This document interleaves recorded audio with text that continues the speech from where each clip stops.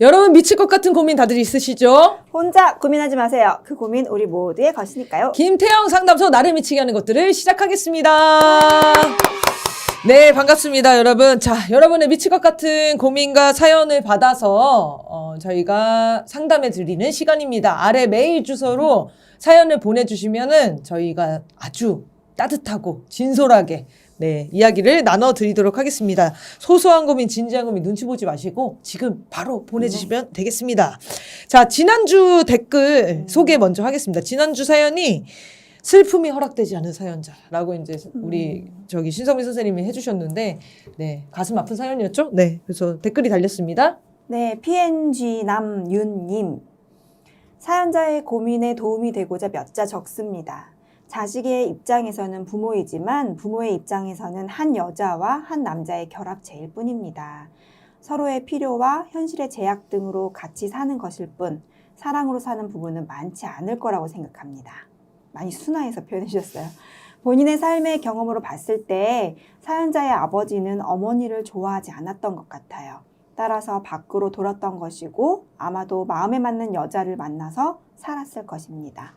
그러나 그는 자식은 저버릴 수 없어서 몇 번에 불과하지만 집을 찾아갔던 것입니다. 마음은 훨씬 자주 찾아가고 싶었을 것이며 수십 년의 세월을 집을 생각하고 자식들을 생각하며 마음을 졸이며 살았을 겁니다. 사연자가 외면하고 집을 나설 때 아버지가 팔을 붙잡았다는 것을 보면 아버지는 많은 얘기를 하고 싶었을 겁니다. 이 점이 많이 아쉽네요. 아버지가 찾아왔을 때 어머니가 크게 반발하지 않았다는 것으로 경제적인 지원은 계속되었음을 짐작할 수 있습니다. 결론적으로 그는 성실한 가장은 아니었을지는 몰라도 지탄받을 아버지는 아닙니다. 해주고 싶은 얘기 없으신가요? 요 글 보고. 뭐 본인의 이제라고 했잖아요. 그래서 이렇게까지 생각하고 자신의 인생이나 아버님이나 그러니까 부모님에 대한 어떤 삶에 대해서 이해하기까지 되게 어려웠을 것 같아요. 시간이 많이 필요하고 많은 고민들과 어려움을 겪어서 나온 결론인 것 같아요. 그래서 이제 뭐 사연자분에게도 도움이 된다면 이 얘기도 도움이 될 것 같고, 뭐 부모님도 역시 부모이면서도 개개인의 사람이기 때문에 그 부모님들을 부모님의 입장에서 이해해 보는 것은 뭐 해볼 만한 시도죠. 같을 수도 있고 아닐 수도 있고. 근데 이 이야기가 이전에 사연자분께서 얘기 들었을 때 좀 위로가 된다면 그 이야기를 좀 가져가시면 될 것 같고, 만약에 아니라고 생각해도 어쨌든 이 댓글 달아주신 분의 어떤 이 마음이나 그 댓글 달아주신 분의 인생에 대해서는 또 따뜻한 마음을 또 가져볼 수 있을 것 같습니다. 아마 이 댓글 다신 분들도 부모님과의 관계 이런 것들이 좀 힘드셨던 모양이에요. 많이 순화된 표현이라고 쓰신 걸 보니까 더 뭐라고 하고 싶으셨거든요. 아니면 사실 어쩌면 아버지의 입장을 얘기할 수도 있어요. 사연자분이. 그러니까 내가 자식의 입장으로서 이 얘기를 한 게 아니라 뭐 어떤 사람한테는 진짜 이 아버지의 입장이 있을 수 있잖아요. 그래, 내가 그 아내와는 같이 살 수 없는, 그럴 수 있잖아, 그치? 그런데 자식을 포기하지 못하고 한평생 이 마음이 되게 남고 있어. 이런 얘기일 수도 있을 것 같아서 아버지의 입장으로 또 얘기를 들어보면 또 다르게 느껴질 것 같습니다. 그래도 근데 부부 관계보다는 그래도 자식과 부모 관계가 더 끊기 어렵죠? 그렇죠. 그렇겠죠. 좀 더 애틋한 거는 다 있는 거죠? 부부는 사실 남남이에요. 그렇죠. 한 남자와 한 여자의 결합체입니다. 그러니까 부부 관계는 보니까 이혼하시는 분들 보면은 진짜 시원하게 이혼하시는 분들 많거든요. 근데 이제 자녀와의 관계는 그건 못 끊죠. 애틋해 하시더라고요. 그러니까 사이가 안 좋더라도 그렇죠. 안 좋더라도 계속 마음에 남아 계신 거는 진짜 실제로 다 있는 것 같아요. 그 얘기를 하고 싶으셨을 것 같다라는 느낌이네요. 아버님이 이제 돌아가셔가지고 지금 이제 해소하기 어려운 그런 상황이었어요. 그래서 많은 분들이랑 이야기를 나누면서 또 답을 찾아가실 수 있을 거라고 봅니다. 조금 더 얘기해도 되나? 음. 이 댓글 이런 것들을 이제 얘기 들어보는 거 되게 중요한 게 뭐냐면 내가 어떤 일에 꽂혀 있으면 다른 시선으로 보기 진짜 어려워요. 그래서 이제 아버지에 대한 원망을 계속 쌓는 증거들을 수집하거든요. 아, 그렇죠. 근데 이제 이분이 얘기해 주신 거 만약에 요게 이제 맞다면 아 그래 경제적으로도 해주려고 노력했구나 몇 번이라도 나 그 과정 중에 나를 보려고 노력했구나 이런 것들을 이제 모르고 지나가는 경우들이 있어요. 그래서 이제 주변 사람들의 이야기들을 좀 이렇게 많이 들어보고 그 관점에서 한번 시도해 보는 거는 되게 좋은 거일 것 같아요. 네. 좋은 댓글이고 이런 댓글 많이 달아주시면 좋겠습니다. 자, 그러면 이번 주 사연 소개하겠습니다. 저는 53살 가정주부입니다. 남편과의 관계도 좋고 아이들도 다 제 몫을 다하고 있어 감사하며 살아가고 있습니다. 그런데 저는 어린 시절 무능하고 폭력적인 부친으로 인해 편치 않은 성장기를 보냈습니다. 물론 모친이 가장 역할을 도맡아 있습니다. 덕분에 저희 자매 셋은 정규대학을 졸업했고 무난히 취업하고 결혼까지 할 수 있었습니다. 그러는 동안에도 부친의 폭력은 변함이 없었습니다. 모친은 우유부단한 사람입니다. 온순하고 겁이 많고 책임감이 남다를 정도로 미련하게 성실하고 부지런한 사람이죠. 이혼하고 싶었지만 용기도 없고 살만한 외가는 어미를 나몰라라 했으니까요. 그리고 최근에 제가 가족들과 함께 외국에 체류했던 몇 년, 모친은 그때 건강이 악화되어 제가 귀국을 하고 난 시점에 치매 진단을 받았습니다. 그렇게 2018년 치매 진단을 받고 지금은 낯선 사람과는 의사소통이 아예 불가할 정도로 상태가 나빠졌습니다. 물론 부친은 모친 건강을 악화시키는 가장 핵심 인물입니다. 부친 뜻대로 안 되거나 말귀를 못 알아먹는 모친에게 서슴없이 욕을 하고 윽박지르거나 물건을 집어 던지죠. 젊은 시절에도 집안의 모든 집기를 부수고 던지고 깨고 했던 사람입니다. 물론 술 기운을 빌리지도 않았어요. 술은 입에도 못 댑니다. 그러면서도 폭언과 살림을 부수는 행동은 언제나 서슴지 않았습니다. 의처증도 있고 바둑으로 도박도 했고요. 모친은 이전에도 유방암 수술을 했고 이런저런 건강의 신호가 나빠지고 있음에도 아빠의 행동은 변함이 없었습니다. 그런데 최근에는 모친을 당신이 돌보겠다며 모친의 통장을 내놓으라고 딸들에게 윽박지르고 폭언하더니 결국 어미를 앞세워 은행을 찾아가 통장을 소나기에 넣었습니다. 지난 30년 가까이 각방을 썼는데 최근에는 모친의 방으로 들어와 모친의 싱글 침대에 누워서 아예 거기서 생활하고 있습니다. 어미는 싫어도 싫다는 말조차 하지 못합니다. 늘 그랬듯이 행여 분란이 날까 싶어서 부친이 옆에 있으면 우리에게 전화도 하지 못합니다. 게다가 부친은 주간보호센터에 다니는 모친을 인질로 잡고 센터를 협박하기도 합니다. 딸 셋이 타 지역에 거주하기 때문에 모친의 치매약을 센터에서 관리하고 있는데 갑자기 약을 내놓으라며 니들이 뭔데 약을 관리하냐, 영수증을 왜 안 주느냐 하면서 센터를 안 보내겠다, 병원도 안 보내겠다를 주기적으로 반복합니다. 지금까지 부친은 모친의 보호자 역할을 평생 한 번도 하지 않았어요. 큰딸인 제가 센터와 연락해서 계속 모친의 상황을 보고받고 병원비도 딸들이 지원하고 있는데도 이러는 거죠. 제가 왜 그러냐고 물으면 당신이 약을 먹이고 있다며 신문에서 광고하는 이런저런 건강보조식품, 진액들을 집안에 쌓아놓고 먹이고 있습니다. 모친의 건강이 악화되자 살림이 부친의 손으로 넘어가고 그러면서 경제관념 없는 부친이 돈을 마구 쓰고 있으면서 경제적 압박이 몰려오면 한 번씩 모친을 인질로 그렇게 아나무인 막무가내 성정을 드러냅니다. 그러다가 이렇게 달래고 저렇게 달래면 말을 듣는 척하다가 얼마 지나지 않아서 다시 이런 과정이 반복되는 주기가 너무 빠릅니다. 게다가 부친을 달래서 병원 진료를 받았는데 단기, 장기 기억 장애가 심각한 수준으로 보호자 역할을 하기엔 무리라는 결론이 나와서 약까지 지어간 상황이에요. 하지만 약 복용을 하지도 않고 감정의 기복은 여전해서 자기 뜻을 받아주지 않으면 모친을 다른 센터로 옮기겠다고 고집을 피우고 있습니다. 저는 사실 부친이 부담스럽다 못해 지긋지긋합니다. 부친은 지금의 윤석열과 조금 비슷한 면이 있습니다. 부친은 70년, 80년 초반까지 직장 생활을 하고 멈췄습니다. 독립운동에도 참여했던 명문가에서 부족하지 않은 성장기를 보냈습니다. 42년생인데 지역의 명문대학을 나왔고 ROTC로 인간 제대 후에는 대기업에서 일을 하기도 했어요.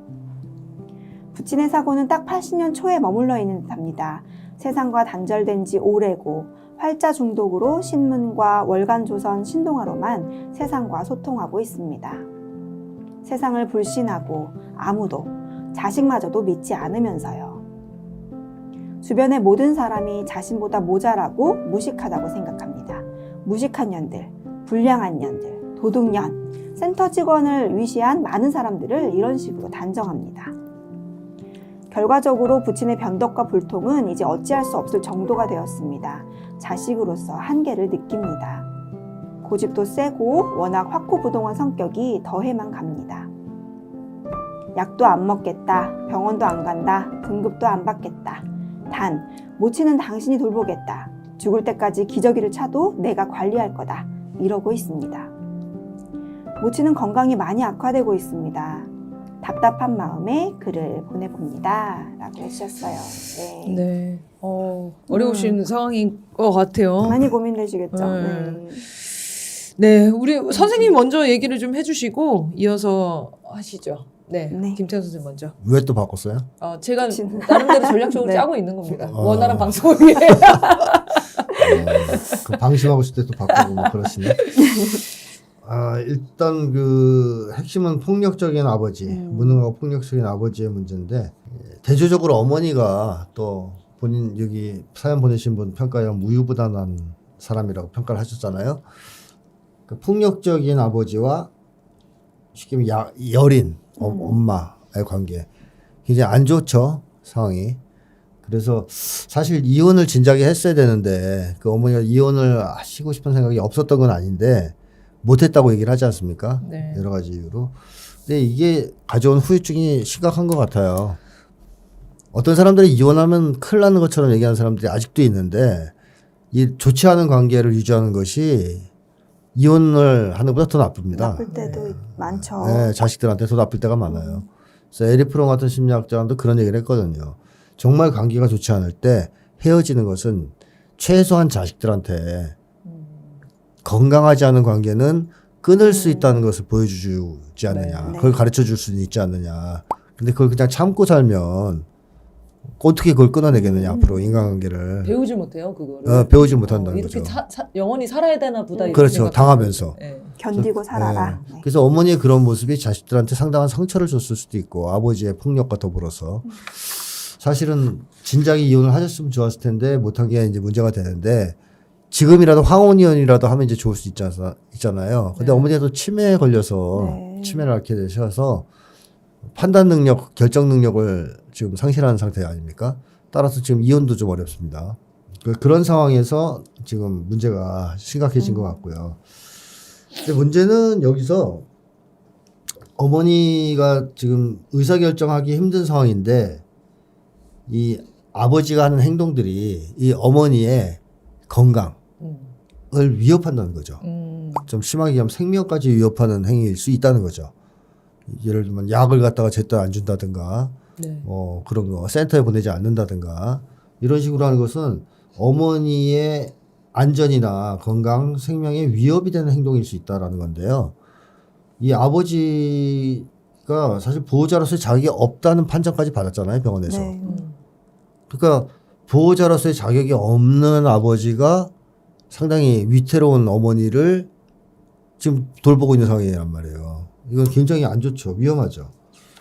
그리고 그 상황을 해결할 수 있는 방안은 쭉 글을 쓰셨지만 이 아버지가 좀 고질적이지 않습니까? 나이도 많으시고 꽤 오랜 시간 동안 굳어져 온 그런 어떤 성격이라든가 그런 게 있기 때문에 이제 와서 그걸 바꾼다는 것은 불가능하지 않습니까? 네. 네. 불가능합니다. 여든이 넘으신 나이시겠더라고요. 이게 못 바꿔요, 지금.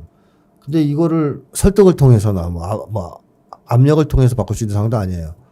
제가 생각할 때는 이거는 분리 조치를 취해줘야 된다라고 생각하고 일단 가족들이 어머니 아버지를 좀 분리시켜내야 된다.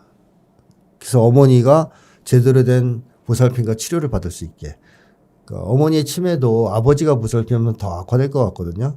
그렇죠. 예, 그래서 어머니를 뭐 요양원에 이렇게 알아봐서 한다든가 해서 어머니가 아버지로부터 좀 벗어나게 해줘야 된다. 그리고 어머니가 아버지에 대해서 가지는 그 공포도 상당할 거예요.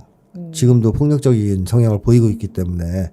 그러니까 그게 치매에 결코 좋을 수가 없습니다. 그래서 일단 분리시키는 쪽으로 생각을 해보시고, 그것이 만약에 어렵다. 도저히 아버지가 또 뭐 난폭한 행동을 한다든지 뭐 화를 낸다든지 해서 어려우면 법률적 자문을 구해서라도 이걸 좀 해결해야 된다. 아버지가 자격이 없을 것 같은데 보호자로서. 네. 그걸 뭐 법률적 자문을 구해서 필요하다면 공권력을 동원해서라도 이 분리를 좀 시켜야 되지 않느냐 하는 생각이 들고요. 그러니까 지금 어쨌든 핵심 과제는 어머니를 보호하는 거라고 생각합니다. 아버지가 어머니에게 미치는 피해를 방지하는 것이 핵심이라고 생각합니다. 심각한 것 같아요. 네. 네. 선생님 말대로 이게 지금 어머님 생명이 걸려 있는 느낌이 드니까 빠르게 분리를 시켜야겠다 이런 생각이 드네요. 네. 이게 지금 원래 다 아마 그 결혼하시고 세 자매라고 하셨죠? 네. 네. 다 따뜻하게 결혼하시고 두 분이 계속 사셨나 보네요. 그런 것 같아요. 네. 그러다가 이제 치매가 오시고 치료가 필요한 상황이 된 상황인 거고요. 네. 그러다 보니까 어쨌든 자매들이 이 문제를 해결하기가 딱 주도적으로 들어오질 못하고 있는 상황이겠죠. 네. 그래서 맞아요. 병원비나 이런 것들은 다 되고 있긴 하신데 네. 같이 이렇게 딱 그 어머님 모시고 살 수 없다 보니까 네. 이 결정을 내리지 소극적이게 할 수밖에 못하고 없네. 이런 상황까지 오신 것 같습니다. 그리고 모시고 살더라도 치매가 심해지면 모시기 힘들어요. 어렵죠. 맞아요. 가족들이 그거를 같이 하기 감당하기 힘들어요.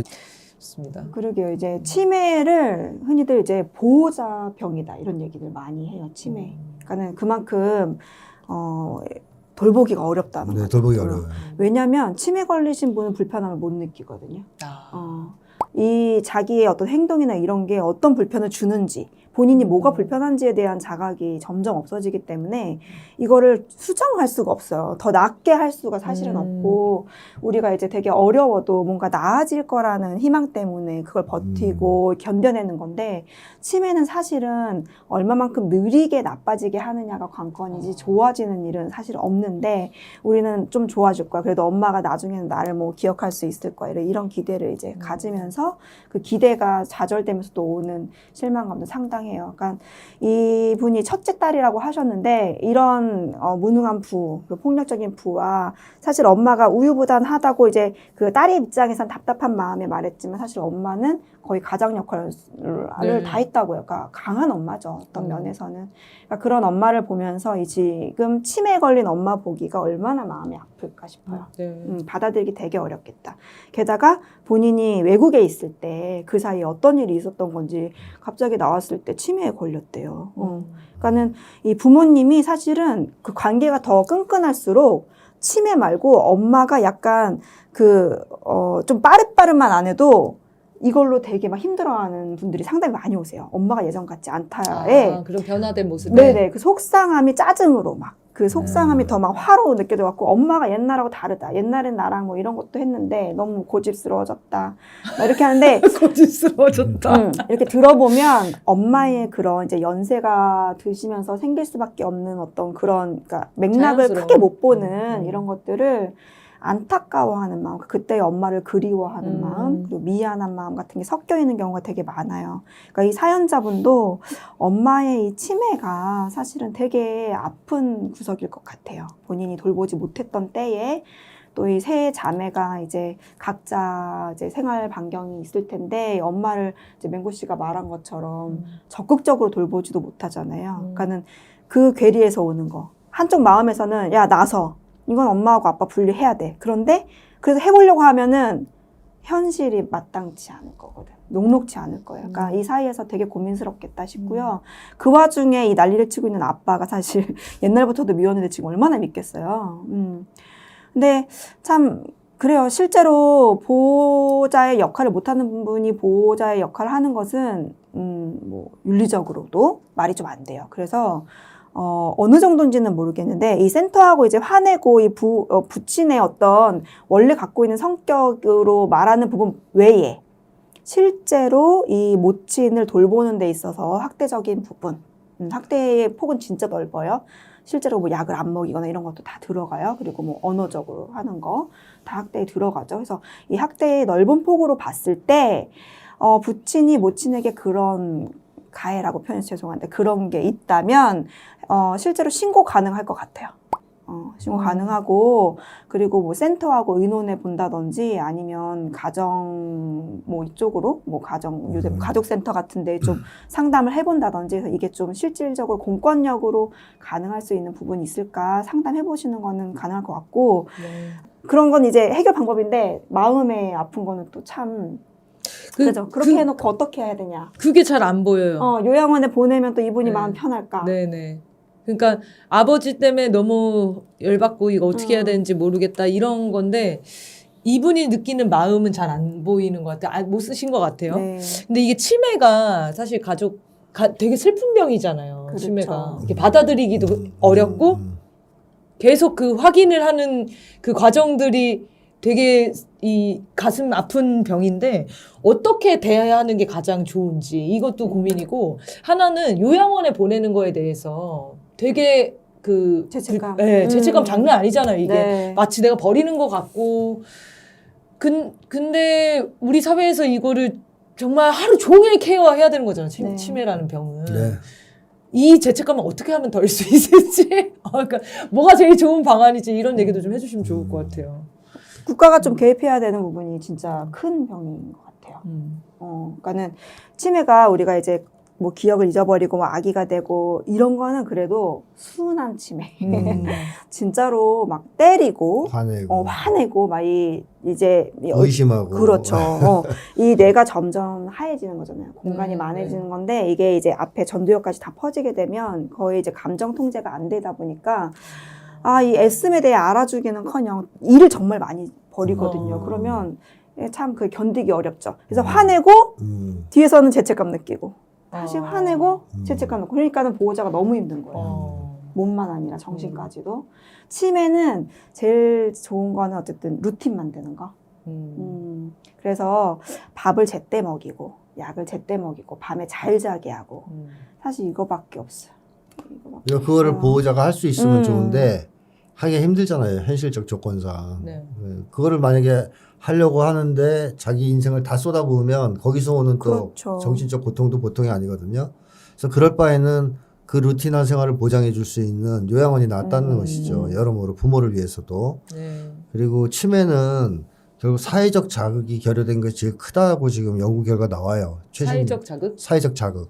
쉽게 치매가 하면 걸리기 전에 사람들하고 관계 교류나 접촉이 없을 때 치매가 급속하게 오거든요. 그래요. 네, 네. 그래서 요양원을 가면 더 악화되시는 거예요. 그런 것 때문에 죄책감 느끼기도 하거든요. 근데 집에 지금 보면 사회적 교류나 접촉이 있겠어요, 아버지랑? 집도 마찬가지다. 오히려 요양원이 더 접촉이 그럴 수 낫죠. 있겠네. 이런 경우는 그럴 수 있겠네. 그래서 아버지가 어머니를 어떻게 대하는지 몰라요. 보지 않는 이상.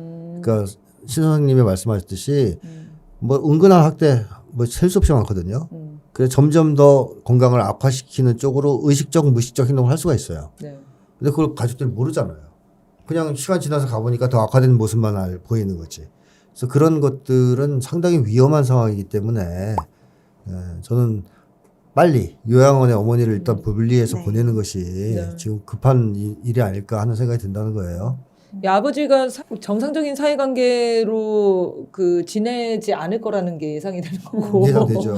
그래서 더 악화될 수밖에 없는 조건인 것 같아요.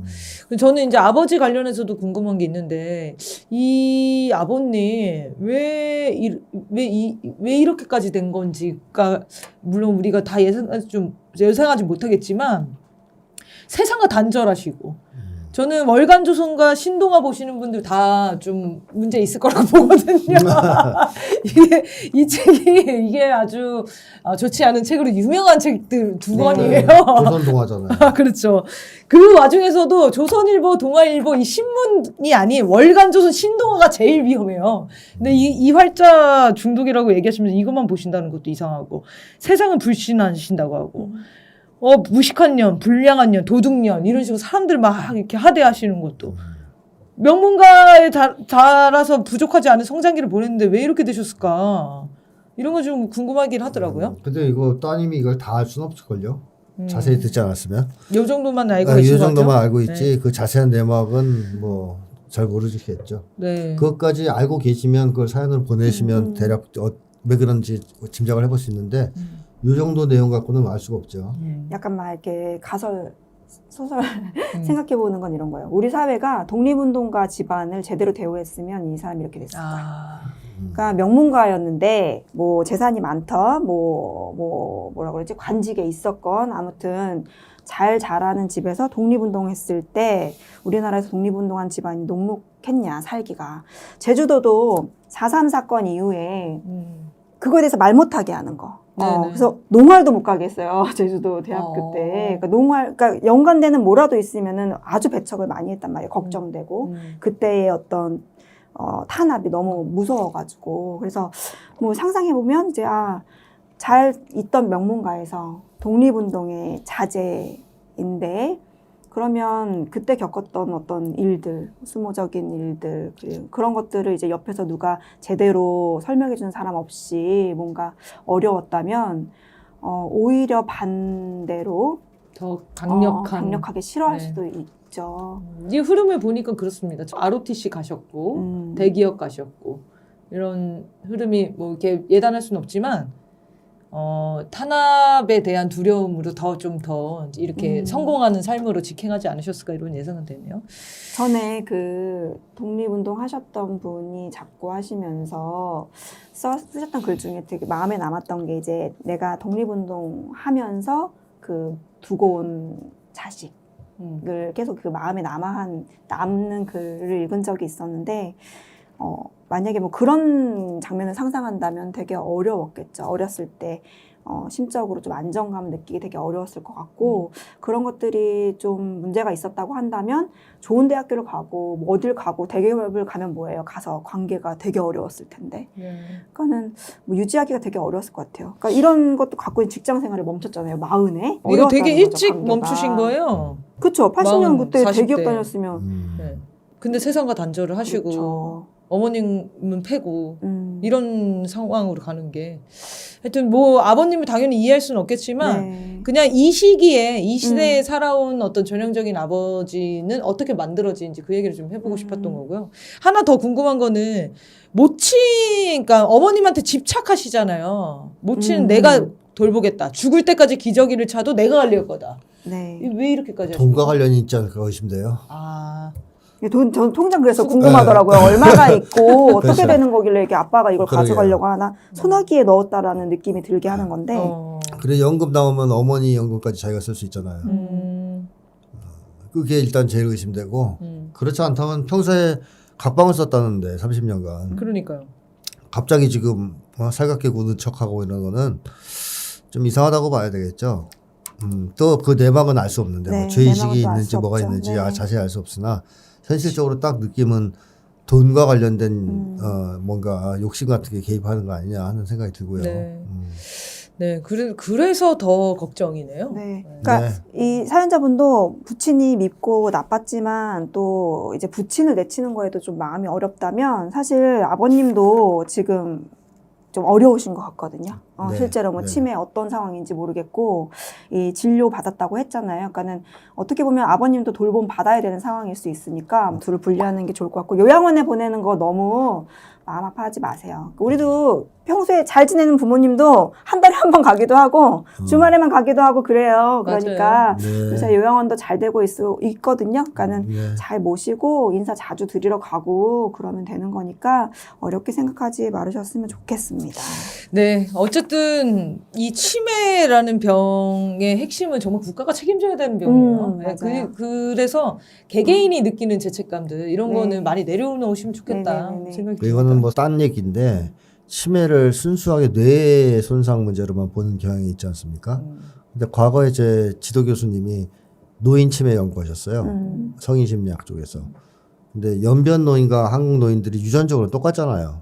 한국 사람이니까. 근데 치매율이 엄청난 차이가 나는 거예요. 그래요? 네, 연변 사람들 거의 노인들이 치매가 없고 한국 노인들이 치매가 점점 심해지고 그때는 지금보다 낮았을 때도 그랬어요.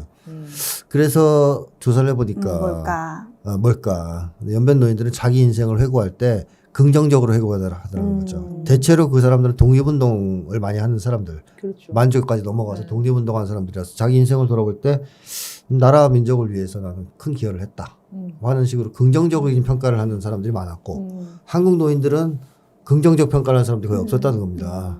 나는 헛살았다라든가 뭐 또 그렇게 얘기하더라도 그게 이제 가짜일 수도 있는 거고 그것이 영향을 미쳤을 것이라는 것을 자기가 느꼈다고 얘기한 적이 있거든요. 네. 그러니까 다시 말하면 노년기에 이제 보통 심리적 과제로서의 에릭슨이 얘기했던 자기 통합이라든가 자기 인생에 대한 최종적 평가라든가 이런 것이 노년기 치매에 상당한 영향을 미친다는 것이고 또 한 가지는 그 결과 대인 접촉을 피하게 될 수 있어요. 자기 평가가 좋지 않게 네. 나오고 자기가 살아온 게 좀 잘못 산 것 같고 남들 만나고 싶겠어요? 친구도 없을 수도 있어요. 그럼. 그런 사람은 친구도 없을 수도 있어요. 그래서 집에만 있게 되는 경우가 있는데 저희 아버지가 그렇게 치매 오셨거든요. 네. 집에만 계시다가. 근데 그렇게 되면 치매가 급속하게 와요. 내가 빨리 손상되는 거죠. 근데 그렇지 않고 노년기에도 계속 머리 쓰는 일을 하면서 사람들과 접촉하고 사회적 자극이 제일 중요하니까 막 교류하고 이런 사람들은 거의 치매 없어요. 저희 어머니는 지금 치매 전혀 없거든요. 연세 어떻게 되시는데요? 87. 예. 전혀 치매 없어요. 말짱하십니다. 왜? 하루 종일 나가서 사람 만나요. 그러니까 활발하게 이렇게 사교를 하고 머리를 쓰고 이럴 경우에는 치매 예방을 할 수가 있다라는 네. 것이기 때문에 그냥 이거는 뇌의 문제고 늙으면 어쩔 수 없이 걸리는 거다라는 것보다는 한국도 노인들이 자기 인생을 긍정적으로 돌이킬 수 있는 세상이 돼야 되고 평가할 수 있는 또 노인이 되었을 때에도 활발한 사회적 교류와 접촉을 할 수 있는 사회가 되어야 된다. 그래서 노인들이 죄 지은 사람처럼 집에만 처박혀 있게 되면 점점 이 치매율은 올라갈 것이라고 예상합니다. 제가 그런 말 들은 적 있어요. 스님에게 이제 그럼 어떻게 환생했을 때 좋은 사람을 환생할 수 있냐, 뭐 이런 얘기 이제 물어봐가지고 들은 적이 있는데 선생님 스님도 환생을 안 해봤는데 노하우를 들으셨어요? 마지막에 그러니까 불교에서는 이렇게 얘기한대요. 마지막에 그 이제 돌아가시려고 할 때 좋은 얘기를 해주래요. 당신이 얼마나 이 생을 잘 삶에 살았는지, 그 얘기를 계속 자기가 스스로 그거를 느끼면서 이제 죽음 임종하실 수 있도록 그게 되게 중요한 순간이라는 거예요.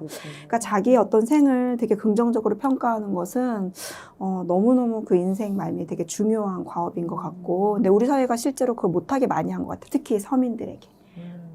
이게 그 치매 걸리시고 이제 마지막에 남는 기억, 네. 이거는 그 정도로 강렬한 기억으로 봐야 되는 건가요? 그러니까 내 삶의 가장 중요한 기억? 이렇게 생각을 하는 게 맞나요? 사실 사람마다 다른가요? 다르죠, 사람마다. 근데 일반적으로는 그렇죠. 네. 아니 우리 오랫동안 이제 민주화 운동 이런 운동을 하셨던 선생님이 그 치매 오셨을 때 제가 그분을 기리는 연극을 봤는데 그분은 이제 누가 오면은 그 감옥에서 고문받았던 그 기억이 가장 크시니까 나한테서 무슨 또 정보를 뽑아가려고 니네가 날 찾아왔냐 이런 호통을 치시다고 하더라고요. 그 치매에 걸리셨을 때.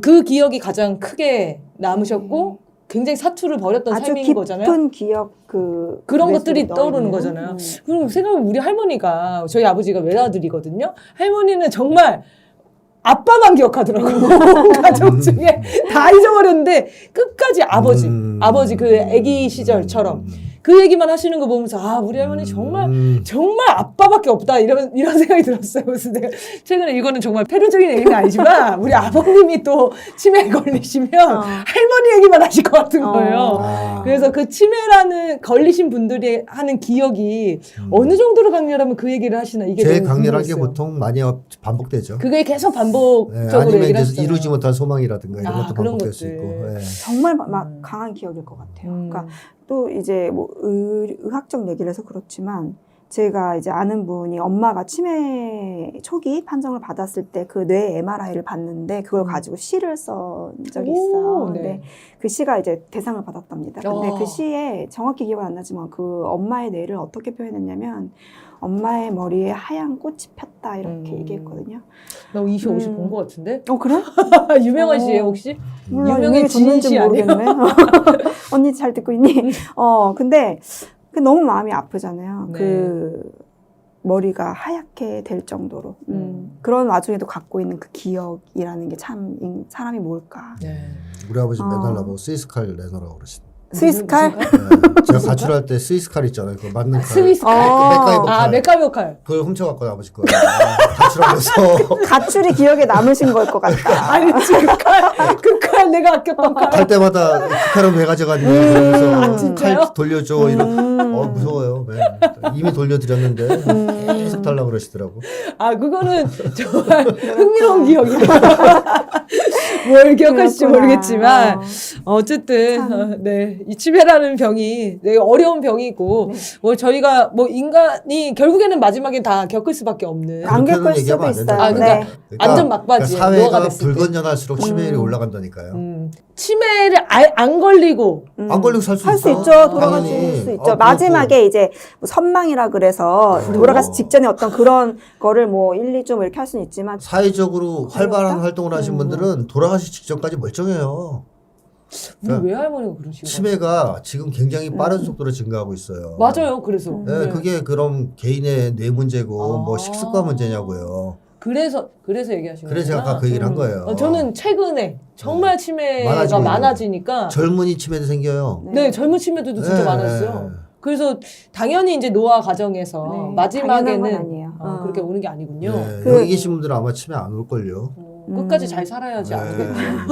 이게 이제 계속 연구 중에 이게 연구를 진짜 많이 하고 있긴 한데 뭐 여성일수록 더 그렇다 혹은 뭐 우울증이 더 많았을수록 그렇다 뭐 등등등 뭐 뇌 손상이 있었으면 그렇다 그러니까 여러 가지 영향을 미치는 것들이 있는 거지 나이 들면 치매다 이렇게 하긴 좀 어렵고요. 요새는 정신건강센터가 지역에 다 있어요. 그래서 되게 그 서비스가 좋답니다.